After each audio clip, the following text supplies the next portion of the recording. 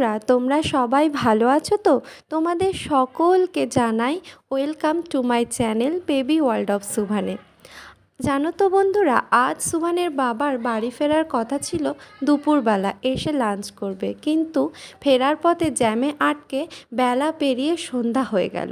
সন্ধ্যার টাইমে স্ন্যাক্স তৈরি করতে হবে। আমি এক ঢিলে দুই পাখি মারার চেষ্টা করছি। একই স্ন্যাক্সে আমি সামান্য একটু লঙ্কা অ্যাড করে সুভানের বাবাকে সার্ভ করব, আর উইথাউট লঙ্কা আমি সুভানকে সার্ভ করব। তো চলো বন্ধুরা, আর বেশি দেরি না করে রেসিপিটা জেনে নেওয়া যাক। আমার শ্বশুরমশাই বাজার থেকে বেশ কয়েকদিন আগেই বিটরুট এনেছিল। বিটরুটগুলো দিয়েই কোনো রেসিপি তৈরি করা হচ্ছিল না, তাই ভাবলাম আজকে স্ন্যাক্সে বিটরুট দিয়েই কিছু আইটেম তৈরি করি।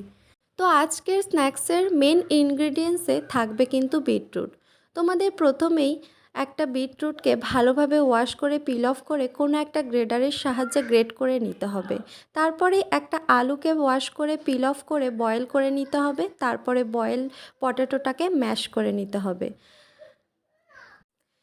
একটা পেঁয়াজকে ছোট ছোট টুকরো করে কেটে নিতে হবে। একটা টমেটো ছোট ছোট কুচি করে কেটে নিতে হবে। আর যদি বাড়িতে ধনেপাতা থাকে, ফ্লেভারের জন্য ধনেপাতাটাকেও সুন্দরভাবে কেটে নিতে হবে।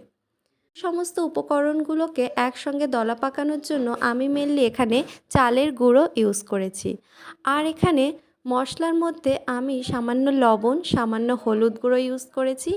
আর এই রেসিপিটাকে একটা ক্রিস্পিনেস দেওয়ার জন্য আমি 1 স্পুন সুজি ইউজ করছি।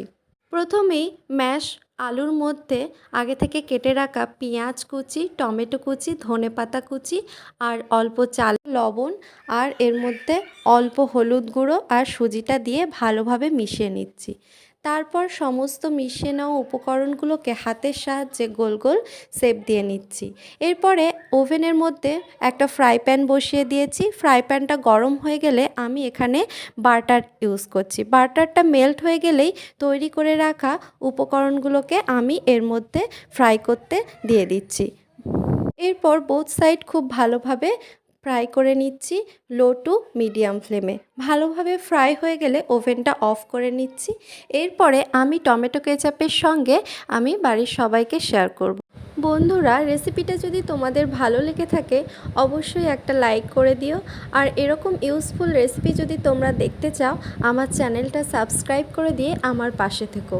আর যদি তোমরা আমাকে ভালোবেসে থাকো, তোমরা আমাকে ইন্সপায়ার করার জন্য আমার প্রতিটি ভিডিওতে অবশ্যই একটা করে কমেন্ট করো।